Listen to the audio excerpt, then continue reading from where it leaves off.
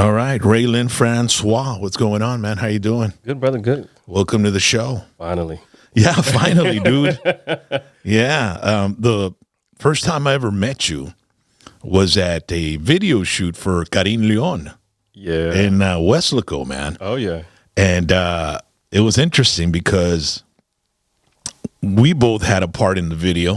Mm-hmm. It was him and the guy from Sin Banderas. I think called Buenos Tiempos. If you want to find the video and check it out, it's got millions of views. Yeah. So Francois and myself, Ray and myself, we were asked to be a part of the video. And I was a biker, and you were the man in a relationship with a woman. Right. And that's when I first met you, and I was like, it was interesting because we did the work, and it took so damn long for the video to come out. A year. It was like a year. A year. For a while there, I was thinking, was I that ugly or what, dude? You know what I mean? I was like, maybe they're cutting me out. I was thinking it already came out. And I was like, okay. And I kept on contacting a local director, asking him, hey, did it come out? Did it come out? He was like, he hasn't heard anything yet. So I was like, okay. How did you end up getting that gig? Through that local director. He actually knows the directors who were actually doing everything. Okay. He has a good relationship with them. Yeah. And it was like, hey, we need a black guy. The two dudes, yeah, they're making it diverse because there's even a gay couple in there. And, yeah. And it's the heterosexual couple is with you guys. And then I'm the biker at the bar with the two biker dudes, and I've got that girl that she shows up out of nowhere. She's like a ghost.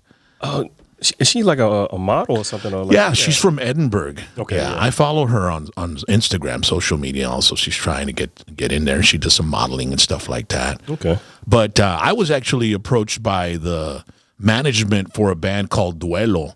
His name was Jonathan. He called me on a Sunday, said, hey, man, we need I was wondering if you'd be interested in doing a video. We need some bikers. I said, okay, I got a couple of guys. And when is it? Tomorrow, 2:00. I'm like, oh, shit. so, man, I ended up having to, call my buddies and, I got to work, man. Dude, they wanted me to come, get some biker friends to be on that Carin Leon. What? I'll call in right now, So yeah. So we ended up doing it, and but it did take a long time, and it's interesting because we don't really know too much of the big music industry, of how they release stuff, When we do stuff our own, we record it and let's release it as soon as possible. But right. No, these guys got stuff in the bag for like a year, and I would contact the director of the video shoot. Because I had his WhatsApp number, because he's from Mexico, so you can contact him through WhatsApp. And I'd be like, hey, dude, is a video going to come out? It's been like 6 months, and it never did. And he says, no, well, they haven't told me anything, So he finishes the product, he turns it in, and it's up to the label or the management of the artist to decide when to release it. And but it finally was released, and man, I was like, it was interesting because I got a text, hey, man, you're on that new Carin Leon video. I go, what? It's out. And I put it on, and it had just been uploaded. They uploaded it like at 11 at night on a weeknight, I think it was. Really? Well, see, it just so happened that we were at the news station out there in Weslaco promoting the film that we was doing. Okay. And soon as I left that, because I went on my lunch, I was at work, so I went on my lunch break to do that. And soon as I got back, I got a bunch of text messages blowing up. So I thought people saw the news segment. And it was like, hey, man, go ahead and go to YouTube. Check, hey, here's the link. Check it out. I'm like, okay, oh, shit, it's the music video. Like, well, damn, okay. Yeah. So I was thinking it was everybody saw the news segment, but it was actually the music video. I was like, oh, shit, I got two things in one day. Well, let me tell you, man, I mean, to be on a video that belongs to an artist as big as that guy, that's pretty damn cool, man. That's good to put on your resume. Well, I will say this: I had so many people blowing up my social media and my phone. Oh shit, you know him? Oh man, yeah, you know. Oh, of course. Yeah. Man, the dude was cool, right? We didn't even meet the guy, right? He wasn't even that, and, but I had him going for a while, too, because I was, oh, yeah, man, they were real cool, this and that. And really, yeah, they had an after party and everything, not a Diddy party, but, Yeah. There wasn't as much baby oil.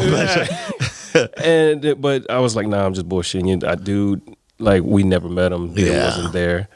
But I did reach a lot of people that's as into that kind of music and stuff, because I was like, I like the song and stuff, but that's just not something I go to. That's my What do you listen to? What do you like to jam to?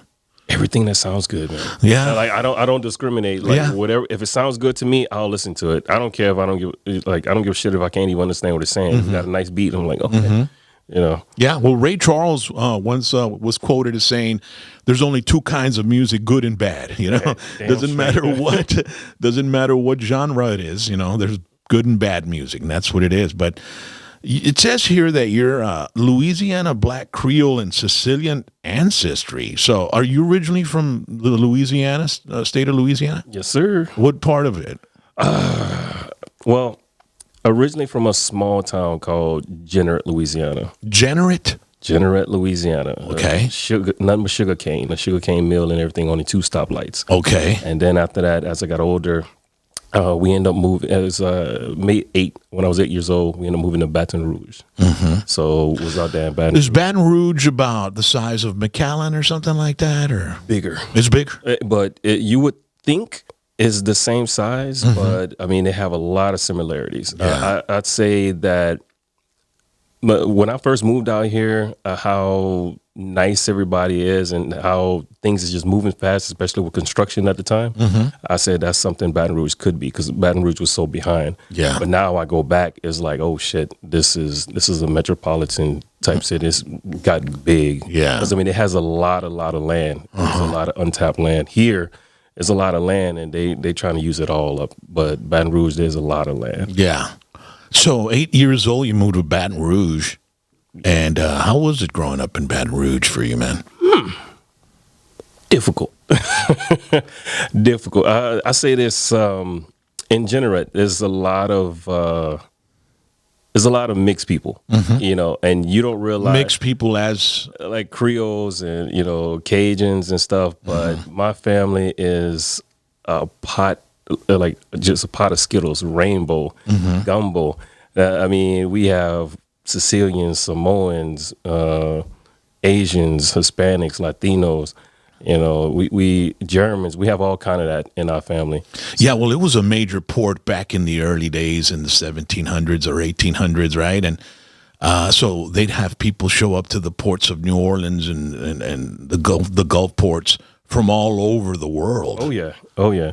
So like with us, when I moved from Jeanneret to Baton Rouge, it was kind of weird because my hair being curly, and stuff, and it was just like, okay, look at this white boy. I'm like, I'm black. Like, what are you talking about?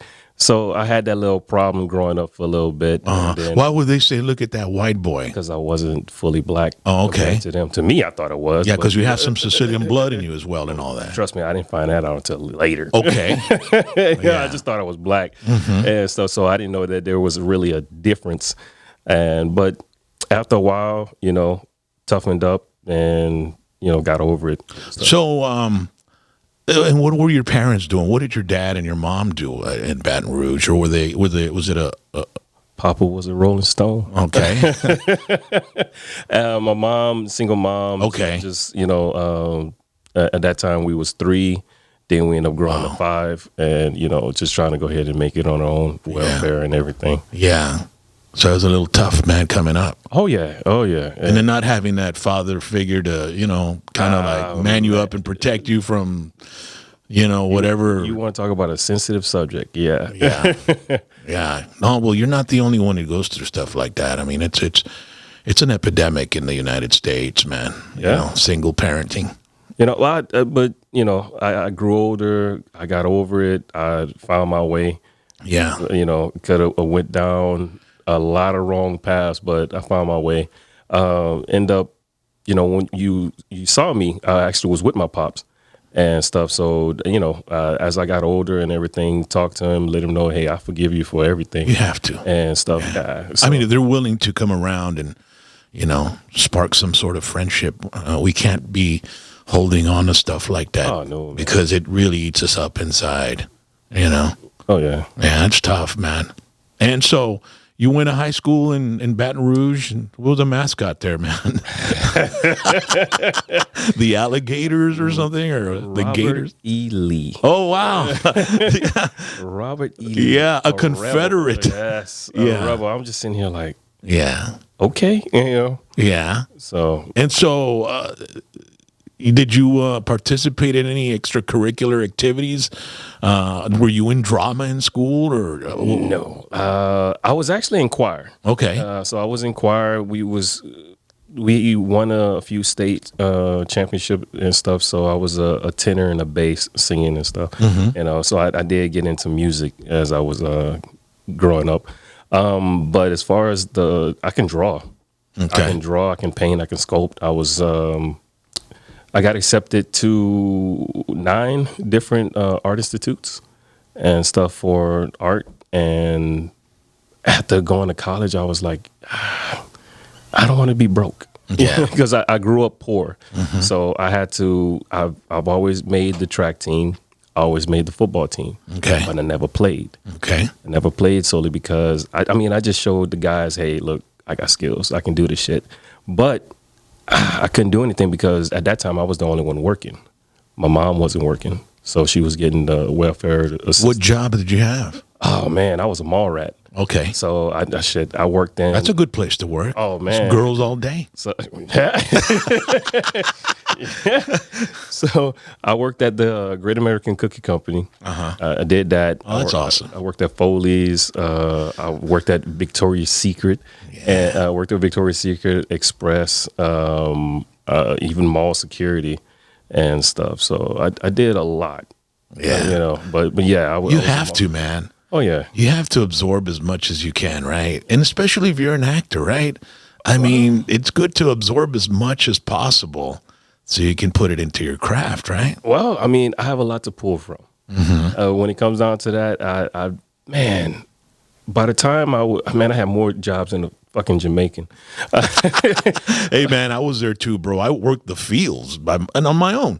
I didn't have to. My parents didn't make me do it, but I wasn't going to make it on 50 cents a week, or $1. I wanted more money. And so at the age of 13, I was out there working as well, man. Around here, it was all agriculture, man. It was tough getting a gig at the mall, man. You got lucky. Man, so one summer I was the only black guy, and it was nothing but Hispanics and Latinos and stuff, and but I blended in right with them. And so we did roofing, we did landscaping, man. We was out in the field. I was doing all kind of shit, and they taught me a lot and stuff. So yeah, I know how to get dirty. College, what college had you gone to? Oh, was it there in Louisiana? Yeah, so I chickened out. I was supposed to go to the Art Institute of Atlanta, but I chickened out because I didn't want to be far away from home. So I ended up going to Baton Rouge Community College. Okay. So I did that, and then I went to Kaplan University. So both of those, I was going for art. And then when I ended up working in the mall, I ended up doing the loss prevention and working mall security. And I was just catching people left and right. Yeah. And so I was, I was good at shoplifting. Yeah. So I was good at stealing shit. So therefore, I knew what to look for. And so whenever people would come in and steal, I was like, yeah, he gonna steal this. This person gonna steal. So I got real good. Then I just got an adrenaline rush from just catching people and everything. So that kind of moved me into wanting to be a police officer. And so I ended up trying to go ahead and get on the Baton Rouge PD. That didn't happen. Then Katrina happened, and I was working for FEMA, and I was trying to get on Baton Rouge PD. They fired me. It was like, oh, you want to be a cop, so we gonna let you go. Yeah. And so I ended up moving from Baton Rouge, and I lived in San Diego. Moved in with my cousin and stuff. California? Yeah, San Diego, California. Wow, that's a big step from Louisiana, dude. Well, it was either that or jail. Was it culture shock for you there? Yes, it was. Yeah. It was, because I was bouncing back and forth between Baton Rouge and New Orleans, and I was hanging out with some I was hanging out with some interesting unsavory people. when I was living out there in New Orleans. And, Been there, done that, bro. Oh man! And then it would like I was the smallest, littlest guy there and stuff. So it was. They always kept on telling me, "Look, respect is a must." I mean, it was one time I was in a club and a dude went ahead and like he bumped into me. So I was like, okay, whatever. The guys looked at me and was like, "Hey, what the fuck you doing?" Like, what? Go check him on that. I was like, what? The dude was bigger than me. And was like, nah, fuck that. Either you handle it or we gonna handle you. Okay. So I'm like, yo, you bumped into me. Oh, my bad, Red. My bad. You know. Oh yeah, it's cool. Thank you. Because I'm like, man, this dude would have said something just sideways. Oh man, this shit would have went left quick. Yeah. No, there's there's moments in our lives where we look back and we just shiver a little bit. You know? It's like, shit, man, I was close to getting something there. You know, I was like $140, and I mean the youngest one there, the smallest one there, and it was with a biker gang and stuff. So I was just hanging with these guys. Well, now everybody's packing though, man. It doesn't matter how much you weigh. You know, well, I mean, you weigh 120, 130, man. That guy can pull up a 9 on you, and you're done. I was packing too. Yeah, and that's the thing. Is like, man, I don't want to have to like end up in prison. And shit. And that's like my family history and everything. So I didn't want to have to go down. I wanted to break the cycle. And that's why I wanted to be a police officer and stuff. But yeah, like nobody would hire me solely because I had all those jobs. Yeah. What year did you graduate from school? 2000. 2000. I take that back. I supposed to graduate in 2000. Okay. However, you know, acting up in school, skipping class. So I graduated in 01. Okay. And stuff. A little like the fall. Or just like 6 months later. Yeah. So you've already passed your 20-year reunion. Yeah. and I seen some people on Facebook from school, and I'm like, ooh, yeah, they look fucked up. People change. Yeah. So you moved to San Diego. How long were you down there? About 2 years. Yeah, 2 years, and you were working out there as well. Oh yeah. What gig did you have over there? The same thing. Just pretty much working for those temp companies. Okay. So they had us doing office job, warehouse jobs, doing all kind of stuff. Or they needed to fill in. Oh yeah. So I was doing all of that, and I was trying to get on with San Diego PD. San Diego was like, nah, you know, you need to go ahead and get to know the area. So I was getting to know the area and stuff. And after they turned me down, I was just feeling down. And I was like, man, fuck this. And I ended up getting a brochure for the Army to be an MP. So I was like, so I'm living with my cousin who's a Marine. I was like, hey, man, do the Marines have an MP? He was like, yeah. I was like, is police and everything? He's like, yeah. So I went through the whole process. Yeah. To go ahead and join the Marines. Fucking recruiter, he peer pressured the fuck out of me. And I was like, hey, look, I'm not ready to take the ass back. Nah, man, go ahead. You could do this. No, like, I'm not ready. So he peer pressured me. I went in. I failed that shit by 1 point. And the only reason was I finished half of the test. Every section, it was only half. So if I would have maybe scribbled in a couple of more questions, I would have passed it. So at that time, we had a security lockdown at the MEPS base. So by the time I couldn't have my phone, so by the time I got out of there, my job had called me and said, hey, you know what, you're fired because you were supposed to be at work. But we had a security lockdown. Nobody could leave. Nobody could get on. Something happened. They wouldn't tell us. They wouldn't tell us what happened. So I was like, okay. So now I had to go ahead and try to find another job. I'm living with my cousin. I don't know what the hell I'm going to do. And then I ended up finding another job, end up going back and taking the test. So I took the test and I passed. I scored so high that they was going to make me retake it because they was thinking that, oh, shit, maybe this guy was cheating. I was like, I wasn't cheating. I just didn't finish the first time. Now I finished everything. And it was like, nah. So they got in an argument and they let me pass. So it says here you were with the U.S. Navy from 2007 to 2023? Yeah. No, so now we go Navy Security Forces. So now let's fast forward. Now I took the test with the Marines, and because they, you know, I was telling them, hey, look, you know, I went through all this. You guys peer pressured me. Oh, you know, you made that decision. I was like, okay, that's how we going. All right, that's fine. So now I want to be an MP. Well, we don't have anything for MP. So you mean to tell me we've been here for over a month trying to groom me to be an MP and you don't have anything? Like, nah, so you can do this or you can do that, but we don't have it. I was like, okay. So I ended up going, Navy said, hey, look, we got a Master at Arms. Master at Arms is an MP, and it's almost the same training as the Marines. So if you go ahead and do that, you get $20,000 bonus. Like, sign me up. Hey, well, when can we leave? In a week. Let's go. So I ended up jumping on that ship. Okay. So, but I don't regret it. No. I don't regret from the shit that they had me doing. I don't regret it. 16 years of service in law enforcement, tactical operations equipped with expertise in firearms, SWAT tactics, fight choreography that comes in handy in movies. It does. And he also pursued a degree in criminal justice with a minor in fine arts, combining analytical precision with creative expression. How did you end up from Louisiana to San Diego to the Rio Grande Valley, dude? 956. The military is like, hey, look, because sometimes you got every 4 years, every 3 years, every 2 years, they'll move you around. So it's like, hey, look, you're going to Harlingen. What the fuck is that? And so I end up coming out here to Harlingen, and I don't know. The valley just kind of grew on me. Mm-hmm. For a while, I was kind of like, well, let me go ahead and stay here and see what happens and try to go ahead and go to San Antonio and go back to California. I was dead set on trying to get back to San Diego. Mm-hmm. But I don't know, man. Like, the valley just kind of grew on me. And the acting bug, did you get it in Louisiana? Did you get it in San Diego? Did you get it when you got here to the Rio Grande Valley? So when I got here, I ended up befriending a guy named Joe Rodriguez.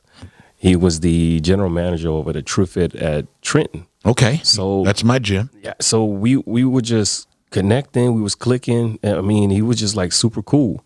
I mean, we had a lot of shit in common. Then all of a sudden he was like, hey, man, check this out. So he showed me his phone, and it was a little shootout scene from a little Mexican movie. Uh-huh. So I was like, oh, shit.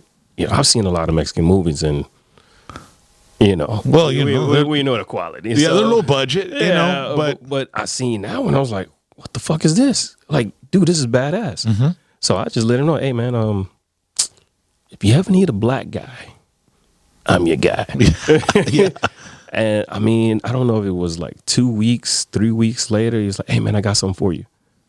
Like, for real? Like, yeah. So got on that. And so I was there helping him out. And I saw some shit that was just, not accurate at all. Somebody who was getting shot in the back, mm-hmm. falling backwards. I was like, dude, what? No, you're supposed to fall forward. So I started helping the director out on all the weapon and shit. Make it realistic. Yeah. So I was like, hey, see, this the shit that's going wrong with a lot of these low budget films. There's nobody telling them, hey, look, man, you don't do that. It looks fake. So I ended up getting into it, and I never wanted to be, the number one. I was okay being number 2 and number 3 in the shadows. You see a glimpse of me on film. I was okay with that. Mm-hmm. And the more and the more I got into it, I started getting good. It started getting better. I started getting a lot of praise from it. Like, oh shit, okay, we can do this. Mm-hmm. But I done 3 full feature Mexican films. Never came out. No. It never came out. Never released. No. And I was like, wait a minute. That's a tough part, right? Oh, when you do all that work and then it just never produces anything. For free. Yeah. So I'm sitting here like, hey, man, I'm no spring chicken. Yeah. So I'm like, hey, if you want, because his whole thing was, the director was like, well, I want Hollywood to pay for it. How the fuck is Hollywood going to pay for it if you're not putting it out? You're not putting yourself out there. Nobody's not seeing our work that we're doing. If you think your stuff is good enough, then put it out there. He wasn't doing it. He was just like keeping the shit on DVD and keeping it to himself. I was like, nah, man, we really, and me and Joe had that heart to heart, and we butted heads so many times. But I was like, dude, if this is something you really want to pursue, we have to go ahead and move away and start doing our own stuff. I mean, I know you have a loyalty to that director, but that director is not looking out for your best interest, because we're getting older. So we're getting older. So therefore, we need to do stuff and get it in front of different eyes so the word can spread.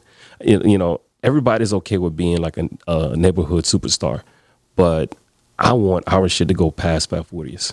I want our shit to be known all over Texas, all over the United States. You know, not just, you know, in the Valley. It's just so tough right now because there's just so much content on the internet, and theaters aren't as popular as they used to be. There's still some movies that'll rake in some big time money, but there's also some that just flop that are expected to be successful. You know, they spend $200-300 million on it, and it brings in 35 million. You know, so and then you've got the Netflix thing. You know, where most people are getting used to sitting down and seeing a series, you know, binging on a series instead of sitting in a theater for 2.5 hours and walking out with like $70 less in your pocket for popcorn and shit like that. No. But there people are finding a whole new way of, you know, absorbing movies, you know, and but. And then there's just so much content out there. Now you made a good point, and that was the shit out that me and Joe talked about. And I don't know, man, I got anxiety. The wheels is always turning. So originally it was like, let's do these movies, but then all of a sudden, I barely watched TV at the time. But then I noticed that people would binge watch. And I learned this from watching my kids. People would binge watch TV shows. People will grow to be diehard fans for actors on TV shows more than they would be for the movies. So I was like, hey, man, let's create a TV show.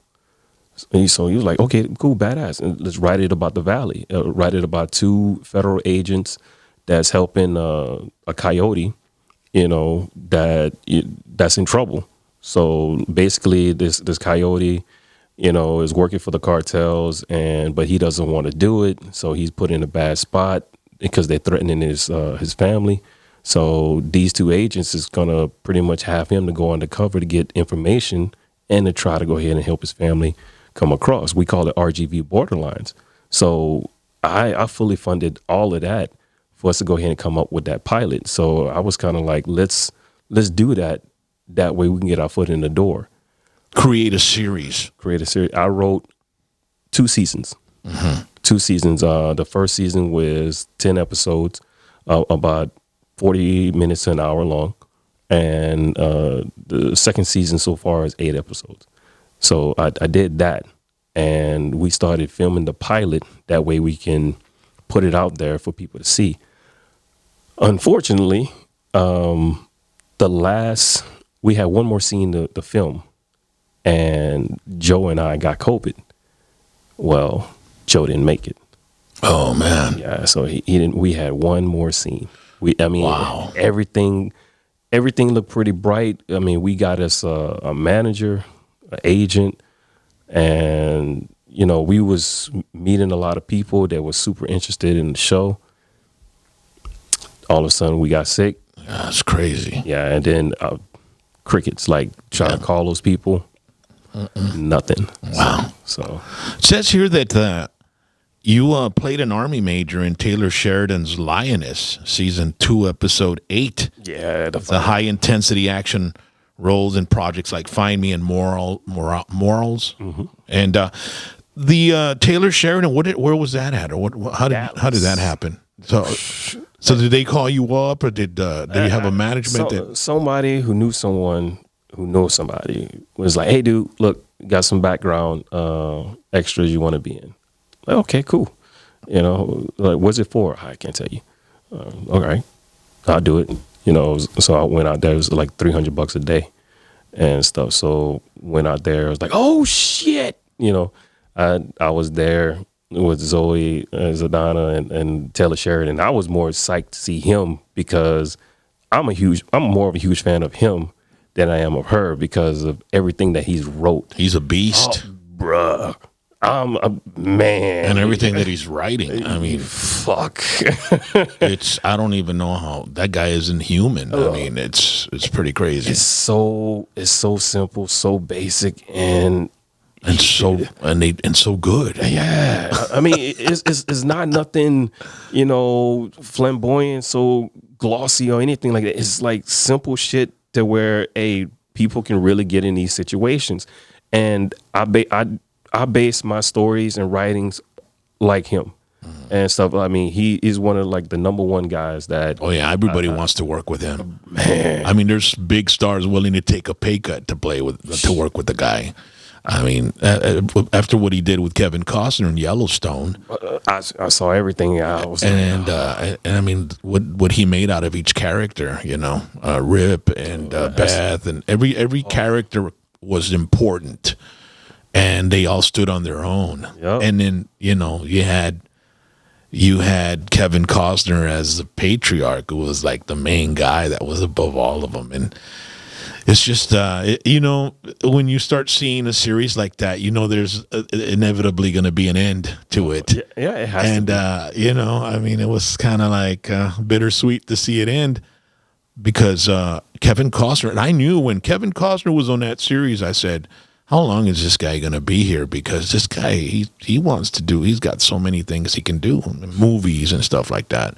I was just surprised that he was doing a TV show. Mm-hmm. I mean, Kevin Costner to me is, a great actor. So to be in a TV show, I'm like, you would think it's like, is he going broke? What's going on? It's interesting because calling it a TV show isn't really what it is anymore. No, it's not. Because a TV show is network television, which has commercials and and stuff like that. And this one was network. It was Paramount, right? Paramount. Yeah, it was Paramount. So yeah, it is considered a TV show, but it's a cable show actually. But I don't know, TV. I don't know how much longer it's going to be around, man. Honestly, I personally, believe that shows will be around way longer before movies.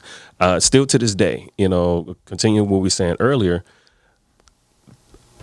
You can go ahead, like you have so much time to go ahead and build a story within a 90 minutes to 2 hour window for you to go ahead and like this one person. Mm-hmm. But if you put this on a show, you can fall in love with this person's character and you can grow with this person's character. Yeah. I truly believe that, like how many times if you see a movie, how many times you can watch that movie?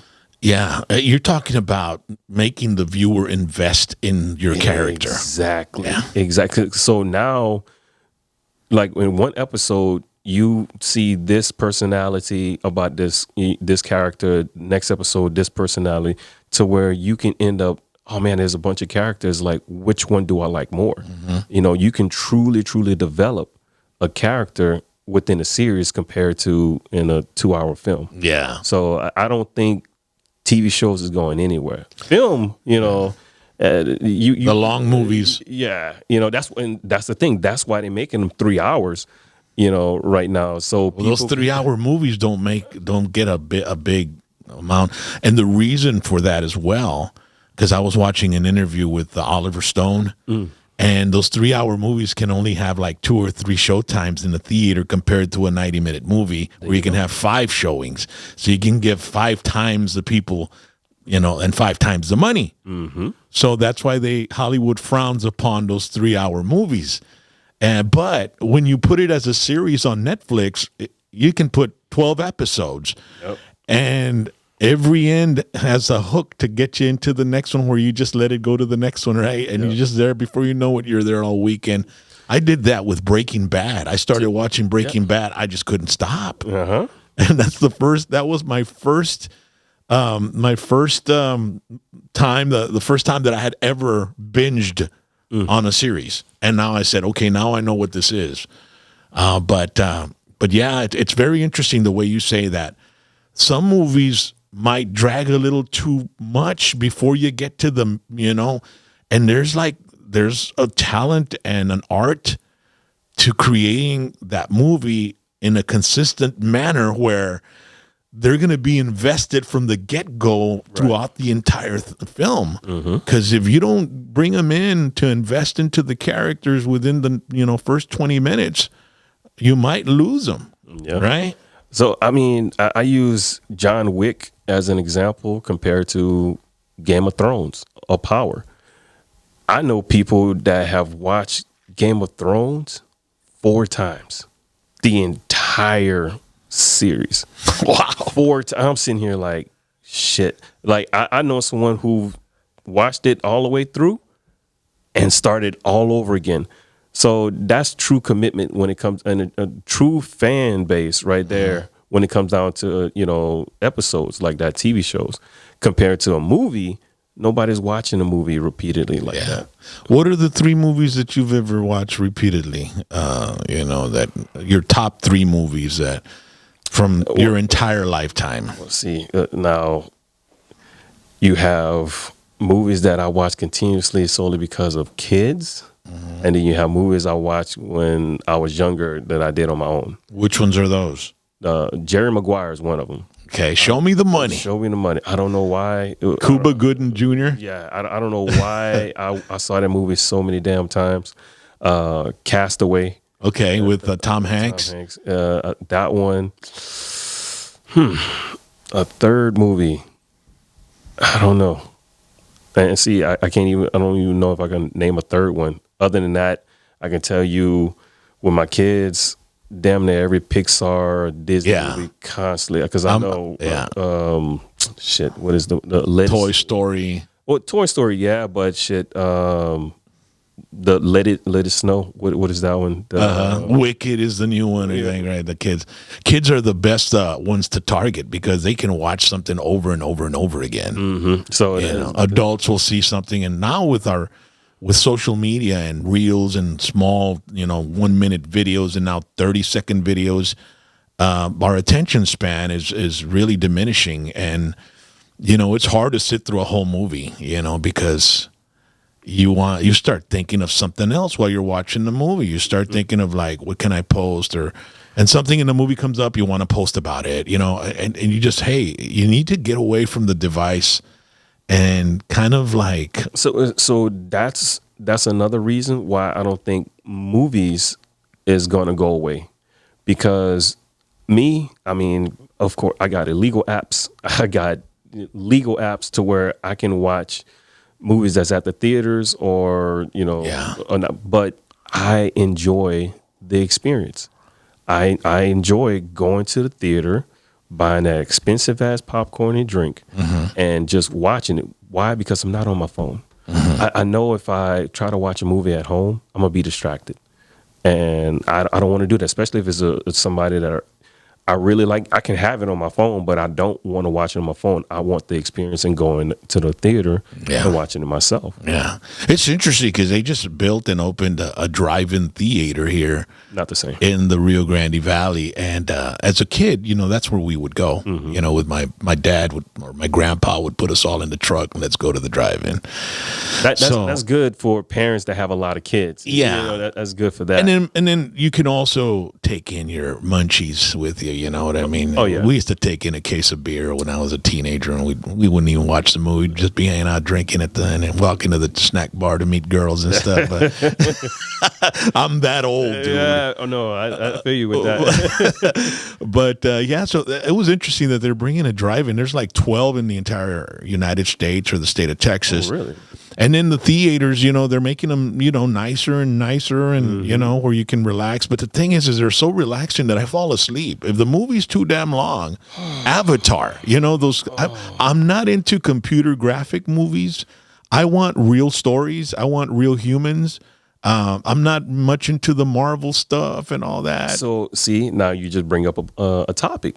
So just like you said, you're not into you into the real shit. So because right now you have people that's talking about, AI is going to take over. AI is going to take over. I was like, AI is going to make some money, but it's not going to take over. Solely because, just like you said, I feel the same way. I want to go see the actor. Yeah. I don't want to go see a fucking AI generated or a cartoon. Well, it's because we're It's because we know what it is. This generation growing up, they're not going to know what we know. No, man. That's all they're going to know. So it's going to be natural for them to go into AI and watch it and embrace it and, Be like, oh, and this enjoy is the best. it. I'm Yes. like, nah, it's not. Yeah. And then, you know, but we know what life was without a phone. We know what life was without, you know, these apps. We know what life was going to the theater, going to the drive-in, you know.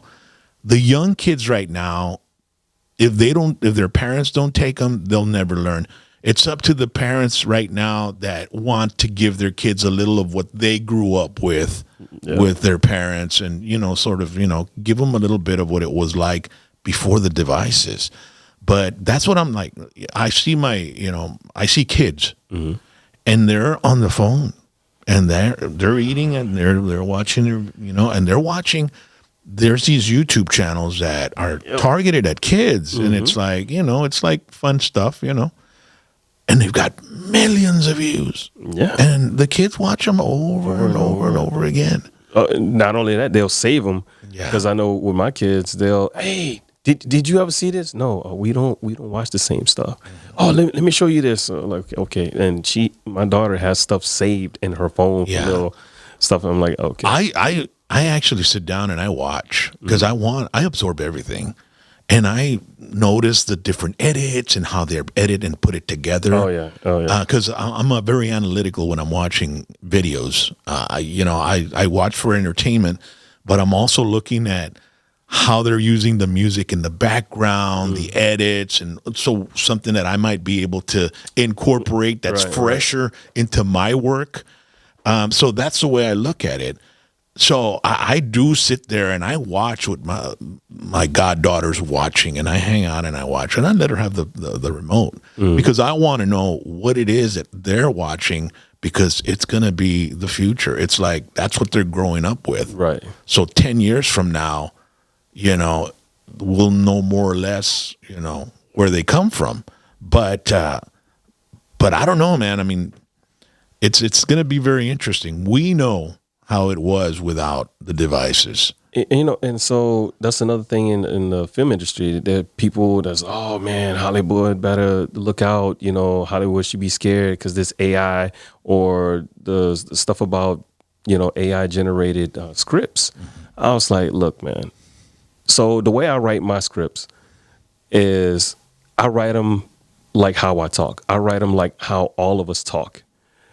I come across a lot of filmmakers who write scripts and they try to write so fucking proper. They write so proper, like you're reading, you know. Sounds canned. Yeah. So I'm sitting here like, dude, you don't talk like that. None of us talk like that. So why are you writing your scripts like that? And then you're going to get, you know, because we're not in, you know, we don't have access to high class Hollywood actors. Yeah. You have local actors. So you expect this local actor to go ahead and really, you know, bring the emotion out from this proper literature that you just went ahead and gave him. Like, no, man, just write it how you write it. And that's talking about Taylor Sheridan. His scripts is not all fucking grammar appropriate and stuff. So I try to tell people, hey, man, write how you talk. You know, write how you think this person should be talking, but don't fucking write with the most proper grammar. Be realistic. Thank you. Not unless you're making a show like an English show where it's got to be proper, a medieval. You know what I mean? Yeah. But so right now, you what projects did you have right now? You're working on some projects right now. So right now, I'm still promoting Find Me. Okay. And, you know, that one that came out. Where can we find that movie? That is on Amazon Prime. Okay. And stuff. Find Me. Find Me is the name of it. Yes, sir. So you just search Find Me on Amazon and it'll pop up, or is there a keyword you might be able to put in? No, it should pop up. It should be one of the top. It should be either the second or the third one in the search. Okay. So we're still promoting that. And we did after that one, we did a sci-fi one. That one is on YouTube. This one is called Morals. Yeah. So that one's pretty good too. Yeah. So that, and then we just finished doing a somewhat of a Christmas film. Okay. And, you know, it kind of plays with the, you know, Christmas Story, oh yeah. So The kid left behind. yeah, so we kind of went ahead and played on that one a bit. So just that one hasn't been is being finished, being edited right now.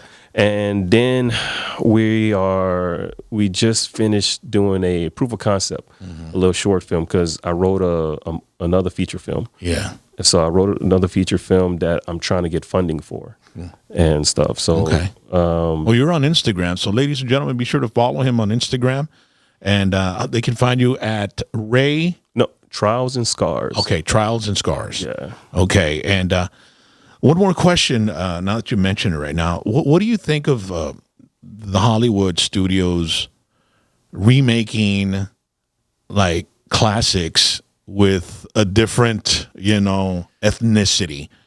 Like there was a big hoopla about the Little Mermaid. And then they did a Superman comic where he's gay, and so I honestly, my thoughts on that is they should come up with a new character. But what are your thoughts on that? On Hollywood, changing all the ethnicities on these classic movies. I agree. I agree that they should go ahead and just come up with new characters. And then at the same time, there's so many characters.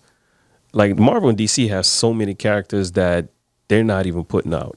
So instead of taking a main character and changing the ethnicity or the sexual orientation or preference, whatever, look, man, they got other characters there that are that does fit this. But I guess they feel that, hey, those characters are not going to bring in the money and stuff. But I mean, I'm gonna be honest, man. I get tired of seeing Batman. I get tired of seeing Superman. Yeah, Iron Man. Marvel. I get tired of seeing like, hey, let me see somebody new. It's like Fast and Furious. I mean, do we need 20 of them? It's like there's no creativity anymore, man. Nothing fresh, dude. Well, and that's the thing. Like they say.